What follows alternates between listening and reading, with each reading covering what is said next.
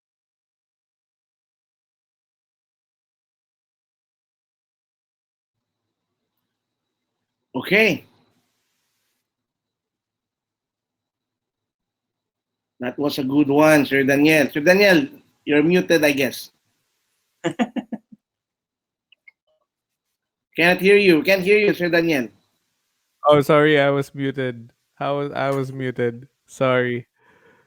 You know, after that exercise, my hands are hurting, but my brains are hurting more than my hands. So it's developing wrist strokes, but at the same time mentally exercising independency. And what I like about it is that it's fun doing it. It's really fun, and it's fundamental. It's basic, but it's fun. I like the challenge. I like the challenge, but the best part there is it's fun doing it. I You lost me at the what pattern is cascara pattern, the Uh, samba pattern. That was difficult, and then adding up yeah, the hands, add the feet to the hands. Yeah, I guess, like what you said, drummers would relate to these kinds of things. Yeah. sure. So do we have questions our audiences tonight? Wait, Is there? let us check. I guess there's none for now. We can go on. Or you have a question, Sir Daniel? I just have one question. How long did it take you to master one exercise? Uh, a while. I didn't play drum set really until I got to college, and so using Uh-huh. these as a ground for the just thinking about independence and coordination definitely helped when I actually started playing drum set. But it took like a month or so for me to actually figure out all these different variations and how they work together. And so, like, don't feel discouraged if we went through these and are like, I can't. It will take some time, but it's kind of crazy how once you get how this works, and then you can just do a lot of different things counting wise, and playing and just thinking about what you're playing because you have that coordination through all of that. Mhm. Yeah, I guess I'll have to wait until it all sinks in. For Thank you for sure. that. So the Uh, next and no, last topic for tonight. What's that? Sorry, Lexter. I just want to say that there's a saying that you can't do it fast if you can do it slow. That's true. Yeah. That's true. Yes, yes. Okay, sir, go ahead. So we're going to the next topic, the last one, which is independence exercises. So go on, Dr. Molina. Awesome. All right, so the last page of the handout should look like this. And on there's just a bunch of different ways that you can, again, the idea of this is warming up with your brain, but then also warming up with your hands. And actually, hold on, give me a second. I need to lower my stand because it's too high to play drumsticks. All right, so with this one, if you already did your other warm-ups or you just want different ways to warm up, you can do these exercises instead. But doing the first set of warm-ups that we did with the wrist strokes just definitely focuses on that, and then doing the stuff that we're about to do, focus on it as well, but hopefully those basic fundamentals are already solid. Anyways, there should be a page a page of ostinatos. And those are, how many are there? There are 9 different ways, and then you can make up your own ostinatos to whatever way you want to do it. But the way we're going to do this is that one hand, again, kind of going to drum set, but then thinking about on different levels. One hand's going to be doing one thing, and the other hand's going to be doing something else. And so the asana that will start off a little bit easy is that we will do the first ostinato, which is just quarter notes. And so the metronome will be going, it'll play quarter notes. Sorry, I'm going to turn the metronome on. And so we'll just play quarter notes. And then there's actually a page of another page of melodies that's already on the screen. Awesome job. And that will be playing on the opposite hand. And so again, you're kind of doing 2 different things. And then also as an extra added challenge, if you're up for this, you can vocalize either downbeats, the upbeats, the 8th notes, or anything else. Like we were doing earlier with the wrist strokes. We were counting one thing or saying one thing and then playing something else. And so let's start off a little bit easy. We'll go ahead and go into melody number 1. On our right hand, we'll be playing chord notes, and our left hand will be reading the page or reading those 4 bars of melody number 1. And so let's go ahead and try that out, and then we'll talk about how to make it a little bit better here in a second. So we'll get our right hand going, and number 1, and 1, 2, ready, and 1, 2, 3, 4, 1, 2, 3, 4, 1, 2, 3, 4, 1, 2, 3, 4, stop. Cool. And so basic, this is obviously the first one, and if you look down to the rest of them, especially going to number 4, I'm not sure if all of them are on the screen because it's kind of small, but they definitely get harder as you go on along because you have different things to play on the melody. This actually kind of stems from a drum set book called The New Breed by Gary Chester. So if you don't have that book, definitely get it. And there's just pages upon pages of melodies that you can play. And he gives you a bunch of different ostinato patterns to play above that. Anyways, the thing to kind of focus on besides just the coordination and independence with all of this is the technique. So that's what we're doing, trying to build technique slowly and making sure we're using the right motions. Is that when we're playing this, just make sure that, like right now, if you were to play quarter notes, your wrist motion would be good, and it's nice and focused, and you're being efficient, and the stick's going straight up and down.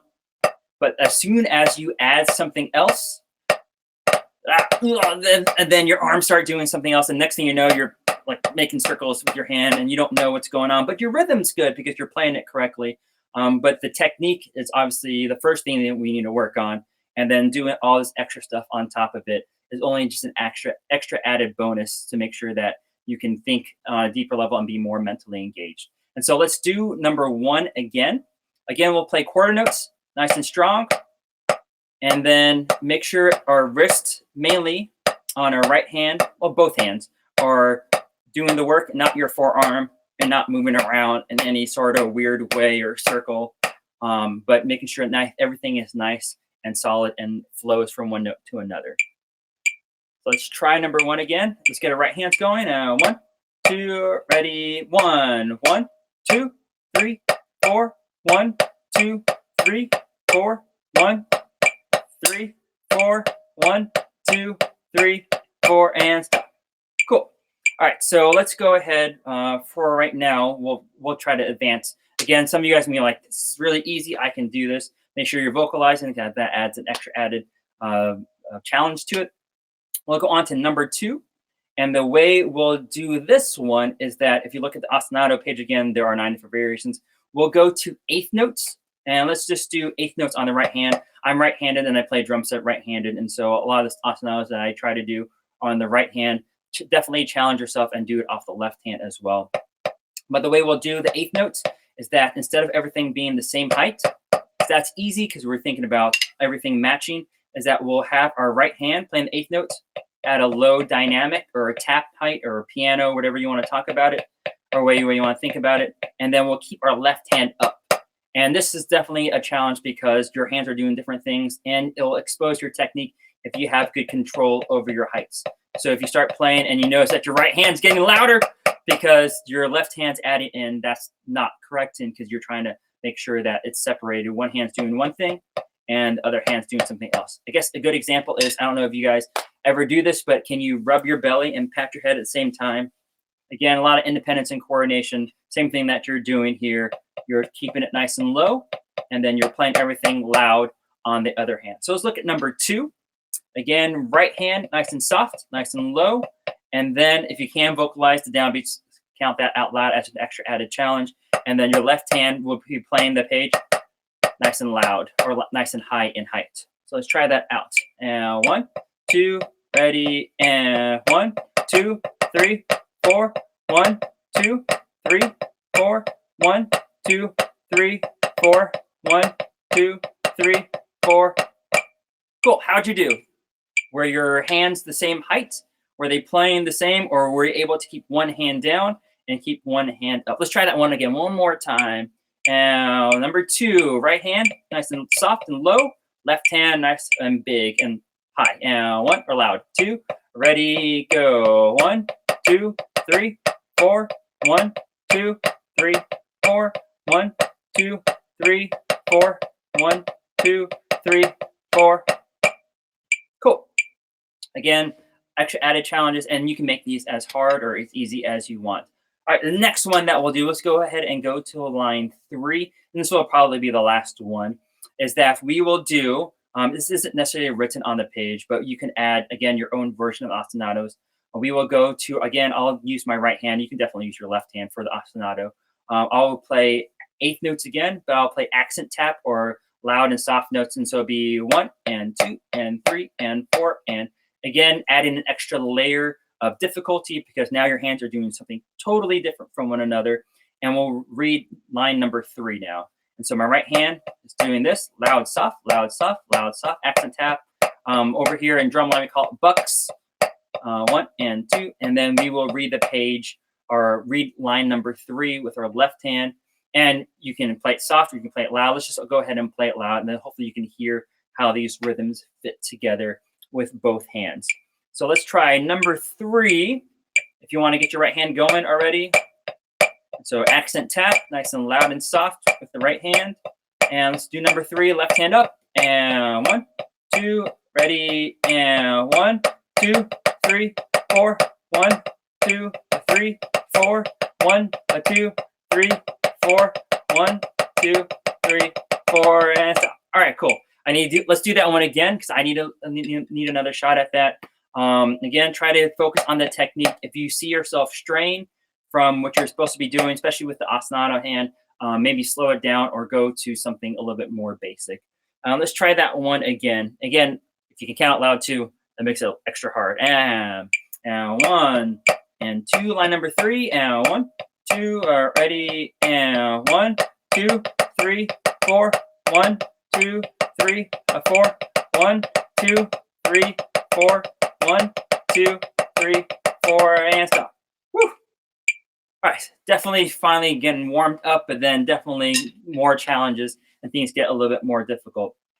And then you can see the other different variations, but this is just another way to warm up your brain and get your hands moving actually with sticks in your hands. And then you can definitely do the same thing with the different wrist motions with sticks. If you want to do the outside rotation and then do all of that stuff, that works. If you want to do the inside rotation as well with sticks in your hands or just with mallets in your hands and do all of that, you can add that extra layer. Try to find just different ways to challenge yourself and not just go through the basic motions. Like I need to warm up. I'm going to play 16th notes forever for a minute straight, and then I'll be warm. Try to find ways to challenge your brain and make sure you're mentally engaged.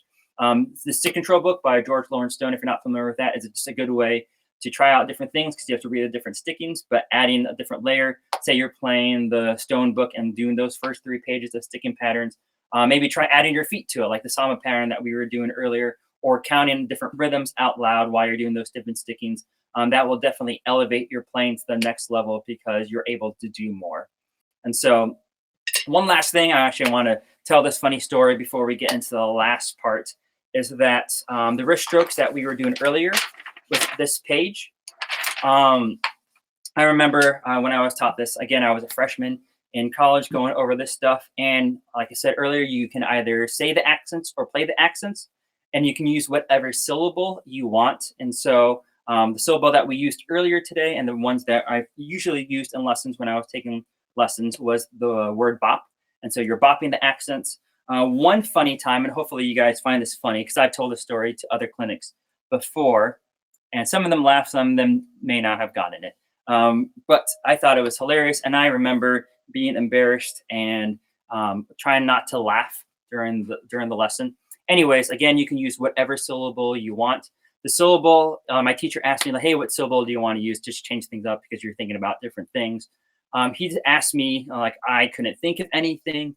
And so he told me, let's say the syllable the syllable ka. So ka, I'm like, okay, like a bird, ka. The funny part was, if you look at this page, the first 2 lines, there are just single accents in a row, so like 1 ka at a time. When you get to line 3, if you look at line 3, there's 2 accents on the first 2 16th notes, 1 E. And so we're doing the exercise. Again, this is just a funny story, just a quick aside.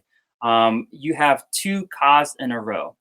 And so we're playing this, and I'm trying not to laugh. And my teacher's a stone cold, just going down the page. I think he did it on purpose to hopefully get me to laugh or break or whatever. So I guess, for example, if I was doing on line 3, and hopefully you have the, if you don't have the music in front of you, that's totally not fine. But line 3 has 2 16th notes. So it'd be 1 E, 2, 3, 4, E and 3, 4. Again, if you use a syllable ka, it makes things, I think, a little bit funny, and hopefully you guys get the joke.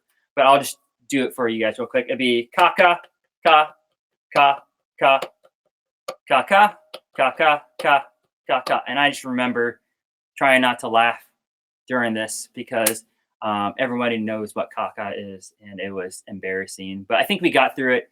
I tried not to laugh, but it was a funny moment that I remember from, I guess, 20 years ago. And so definitely something fun. Anyways, hopefully you guys were challenged with the different ways to warm up and focus on your technique. Like I mentioned, everything transfers over from one thing to another. So when you're playing drum set, when you're playing timpani, you're playing four mount marimba, you're playing snare drum, you can understand how your wrists work and then apply it to all those different instruments, but then also get your brain going so that you're able to think at a deeper level and understand the music better. And so I think that's it for me. If you guys have any, I think we have one last question and answer session or anything else that you guys want to ask. Woohoo! Whoa, Kakao! Sir Daniel, my brain stopped. Kakao! Yeah, my brain stopped. That was fun. Yeah, but that's really fun and exciting. Were you trying to do Sir it Ryan, for like I was telling Sir Ryan a while ago that the screen that he's sharing was on the wrong exercise number. So I wasn't thinking that it was already with the ostinato. That's why I was wondering why the printed material and your demonstrations are different. And then I realized that you're already doing the ostinato combination with the pattern. So I was really stuck. It's all right. So regarding Yeah. the material, are we allowed to share them to students, Yes, please to do. Yeah. like our viewers tonight if they're interested in having the material? It's okay. It's fine. So maybe Sir Ryan can share it as a PDF so that the Actually, students and already, viewers. Sarah already shared it in the group, I guess. Okay, that's great. That's He great. already he already sent the link on where we can get the exercises. I like the last part just because I was able to play it. Except for And feel number 3. free, That's feel tricky. free for all of these. If you guys have other versions that you want to like challenge or do, like just maybe like send me a video like, hey, I can count this and do this. I can play these other patterns, and maybe it'd be a nice challenge for you guys. Like, what can you say out loud? What can you play? And maybe we can challenge each other to do different things, and that'll be fun. Like Mhm. sending videos back. Like I can Yeah. count all these. I can count triplets over playing 16th notes, which can be Mhm. definitely a challenge, and then other stuff with my feet, and it'll be fun to see what you guys are able to do. It can be a Yeah. trend soon. Maybe, yeah, Sir hopefully. Oliver, Sir Oliver, actually, I totally agree with the part that you said that on the stick control of George Lawrence Stone that you can do different patterns, different stickings, and it's really exciting to explore and to interchange the sticking and patterns with the same eight note pattern, tat, tat, tat, tat, tat, tat, tat, tat, tat, and you just need to move the accents and sticking, so it will go around and it will make a lot of things. So it's really helpful. For sure. Yeah, there's one thing I'm concerned about. What Dr. Molina just shared.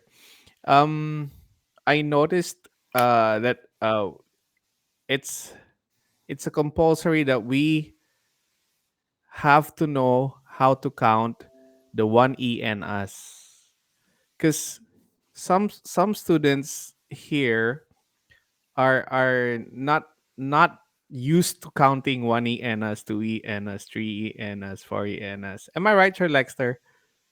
Yeah, yeah, it's yeah, not a yeah, yeah. habit That's for right. That's students to yeah. use that technique. And I'm just thinking that if you're not used to verbally or mentally counting by one ENS and two ENS, it will be more difficult for them to follow the Mm, exercises. Yeah. for sure.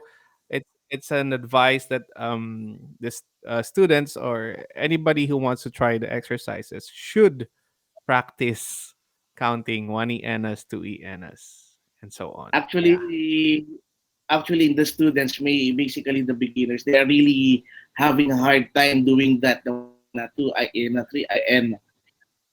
Well, Yeah. if you can remember when you teach beginners, right? It's really hard for them to memorize or to have the muscle memory of counting it. Even the one, Yes. 2 and 3 and 4 and right, And it's really for difficult for them to apply it. yeah. So thank you for this specialties by PAS. Now things will change. No, it's a start. Maybe we should apply this things to future students of ours here in the Mhm, Philippines, right? Yeah. So sure. thank you, Dr. Molina, for your time. Yes, So sir. do we have questions? Yeah, I guess we don't have any questions for the audiences, and maybe we can move on. Okay, there's somebody named Elroy Selma Kalamba. He's asking it. What do you think of the new breed by the Gay Chester? Because it looks similar. Are you familiar with it, Sir Oliver? Yeah. And so that last stuff that we did with the independence exercises mainly comes from that.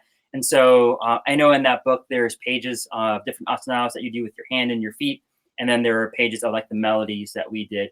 And so kind of doing this away from the drum set or just doing with a practice pad, because not everybody has a drum set at home. You're able to just build those ideas and that independence with just more basic things. And so it's pretty much out of the same book.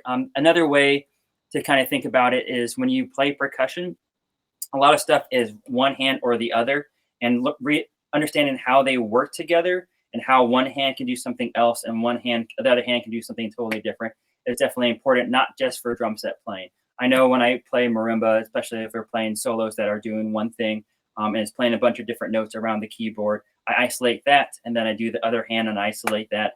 Then I put it together. Same thing like would be for the exercise that we did. I'm isolating one idea and then I put in another idea on top of it. And so it's definitely out of the Gary Chester book, but I'm thinking about the application on different instruments. Like if I'm playing timpani, I'm like playing some rolls, but then I need to figure out how to manipulate and change pitches in time and everything else like that. If I don't think about the timing of it and I can't count all of that, I may not be able to do things correctly because I don't know how my different limbs, my wrists, my feet move together. Yeah, that's nice. Okay, there's another question from Great. Mark Edward Hipona. Familiar guy.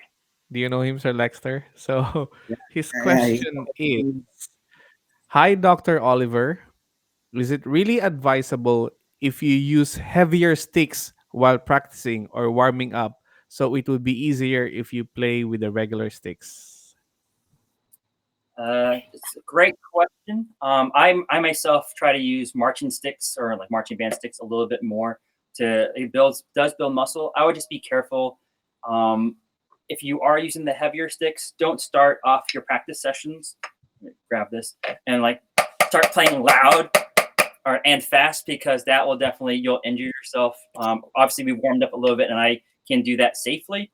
If you are playing with heavier sticks, which is good, get better sound quality. There's more weight and all of that stuff. I would start off just playing low stuff. We mentioned the stick control book earlier. Play those exercises or any combination of the stickings just at a low height to get your muscles going first. And then as you warm up, and you can feel when your arms are warm and you can feel the looseness in there, start going for higher heights. Don't just start playing loud all the time, whether you're using heavy or light sticks, but definitely for sure with heavier sticks, try to do things. I guess a good example is, I don't know if any of you guys lift weights or anything like that. You wouldn't want to go and like curl or bench press the heaviest weight. You would work up to it. And so, or if you were running, you wouldn't go for a full out sprint. You would probably walk a little bit and then go for a jog and then go for a faster run. Same ideas for drumming. You don't want to necessarily go for the harder, faster, heavier things right away. You can work into it, but go from easier, slower, lower motions first, and then warm up into it, because you don't want to injure yourself because your muscles aren't warm enough yet. But great question. Again, I try to use heavier sticks when I play, but that's only after I've warmed up properly. Great question.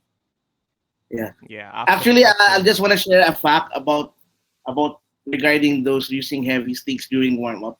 There are some people I know, mostly old drummers here in our country, that they use heavy stick, as in it's like aluminum or something more heavy. It's like a steel drumstick for them to warm up. And I asked once why do they need to use the heavy stick for warm ups. That they just said that it's really great for quick warm up, so that when you are on your normal stick, it will be as flexible, as easy as that, because of the previous heavy stick that you are been using for warm ups. I don't know if it's really applicable or what, but for them it's really applicable.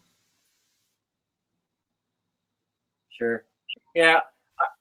I just know after, I guess, you have to be careful. They may be used to playing with those heavy mallets or heavy sticks all the time, and their muscles have grown into it. But I don't know. I've actually, a couple years ago, I injured my arm. I couldn't really practice for a while. It's because I wasn't warming up properly, and it was just, I was going straight cold into reviewing some music, because I needed to learn a lot of music in a short amount of time. And I thought not to warm up as efficiently as I should. And so that same idea with using heavier sticks, kind of, it will warm you up faster, but then it goes from, like, if you're like in a car sitting still, to like going with all the pedal all the way down. Does that warm up your engine like correctly if your car's cold? So think about slowly getting into things, as opposed to, and if you're crunched for time, like I was, that was stupid of me a few years ago. And I actually did hurt myself a little bit. And so I definitely recommend going slower and lighter with things from the beginning. Yeah. Okay. Sure. Thank you. And there's also there's another question coming from the president of the past Philippines chapter, Sir Satur Camson.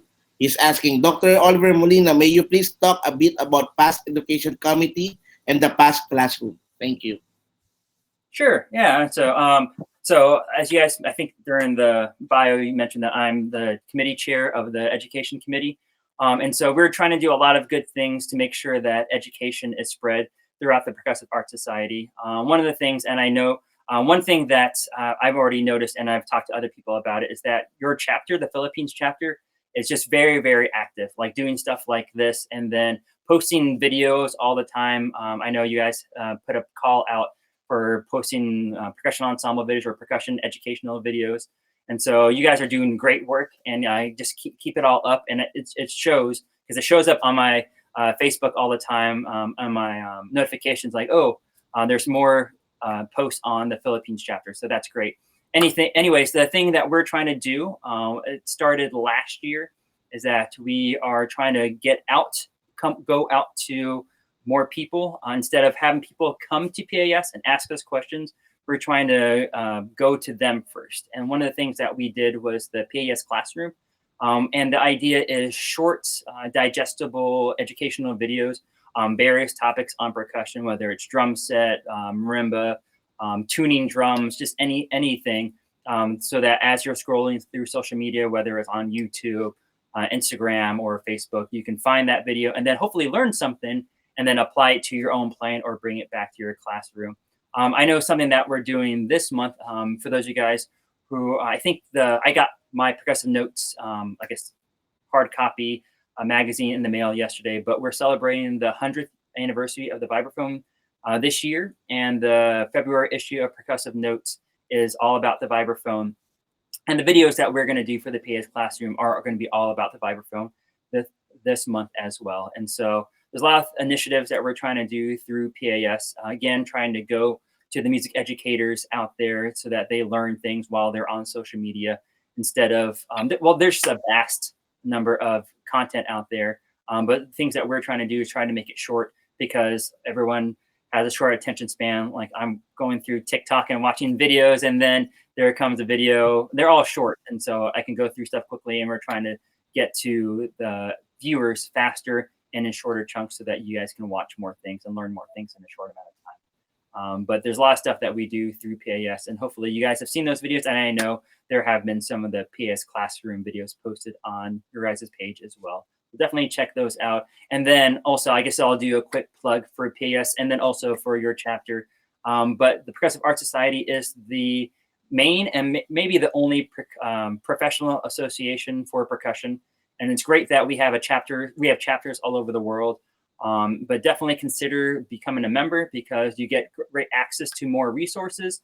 And then also, I don't know if you guys have ever made the trek over to United States, where we have PASIC, the international convention, where we have thousands, I think around 3,000 or 4,000 people, and the guest artists are amazing out there, like the top artists around the world giving educational clinics, and you can see them and talk to them while you're walking down the hallway or at the exhibit hall and stuff like that. And so definitely is something you should join, because there's a bunch of different educational resources out there.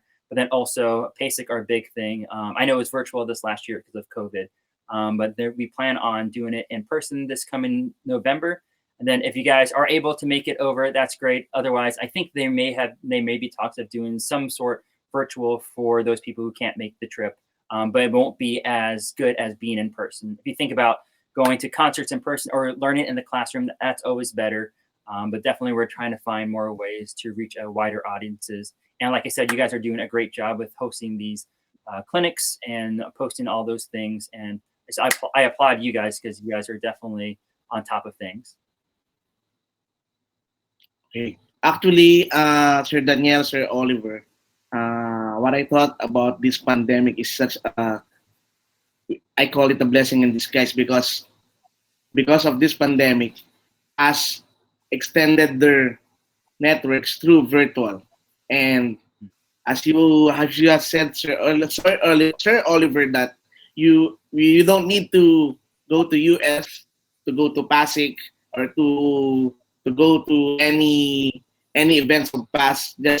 With just one click of the internet, and we're already in, and we're already part of the event. So it was really a blessing in disguise that PAS has reached out virtually in order for us here outside US to participate. So it's really also a blessing that this pandemic has given us that, as I have keep on telling, that we are connected virtually. So thank you for that, PAS.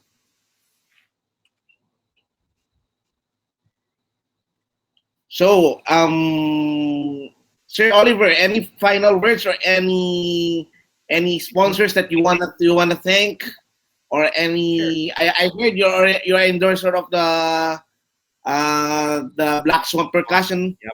So maybe you can thank them, or you can promote, or you have recitals or any events that coming up. You feel free to announce it, sir. Sure.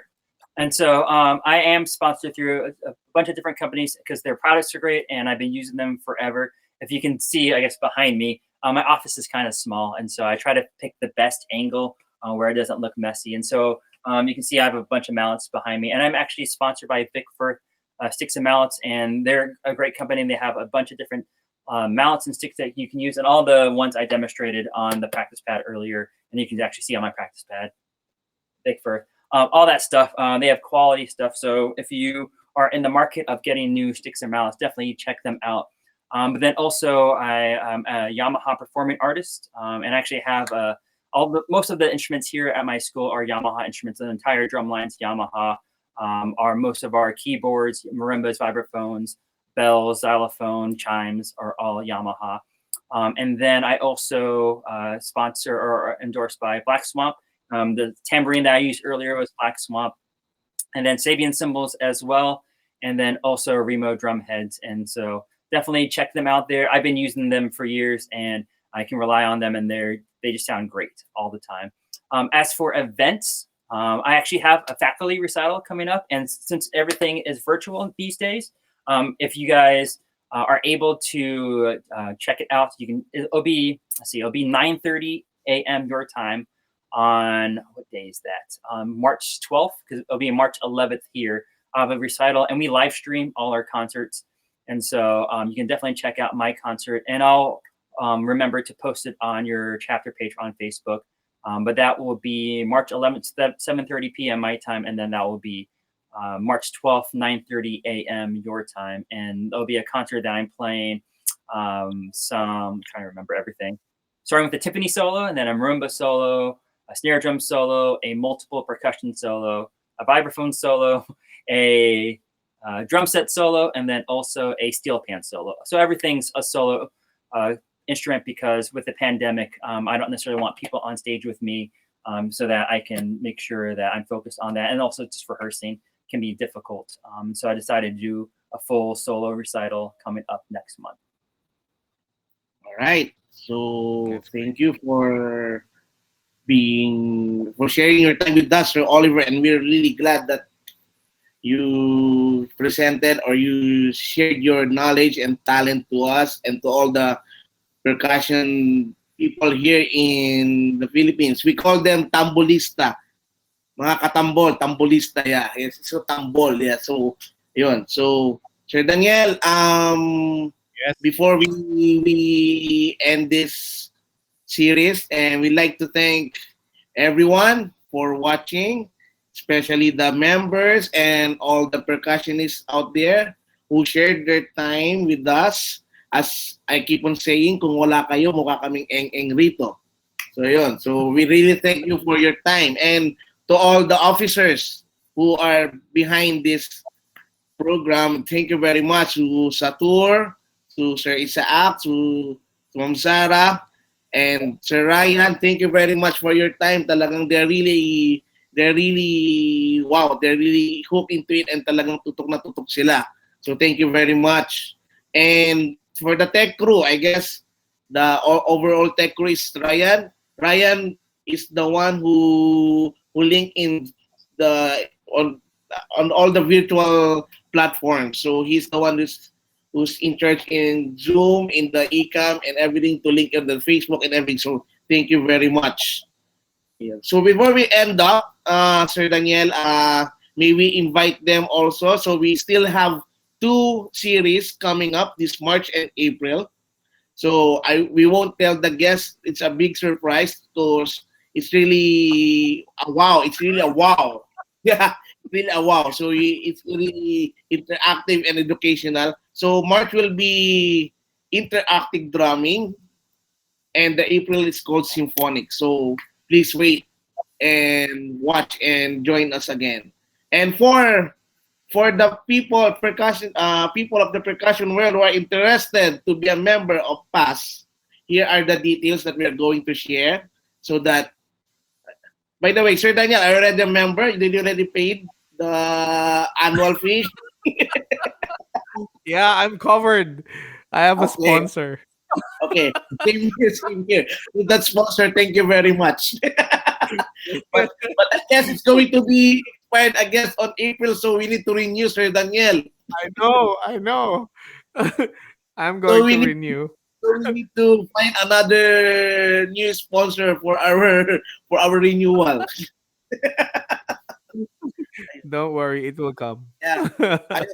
Okay, so for membership, um there's details on the PAS website. You can click it and you look how to be a member. There's the steps there on how to be a member. Then you're go. Okay, sir. So thank you very much again, Sir Daniel, Sir Oliver, for your time. Thank you, And Sir Lexter, Dr. we hope to Molina. get yes. Right. Thank you very much, I think- sir. Salamat, is that right? Salamat. Yes, Yes, salamat. it's correct. Salamat. Congratulations. That's all I got. Sir Oliver, we hope you can come by here in the Philippines after pandemic, I guess, so we can meet each other and we can share some knowledge. And Sir Daniel will cook you adobo. Thank you. No That sounds problemo. I'll do Yeah. that hungry. anytime. Okay. Okay. So on behalf of Past Philippines chapter, this is Lexter and this is Sir Bartolome. We thank you for your time and see you this March and April. Good night. Thank you. Thank you.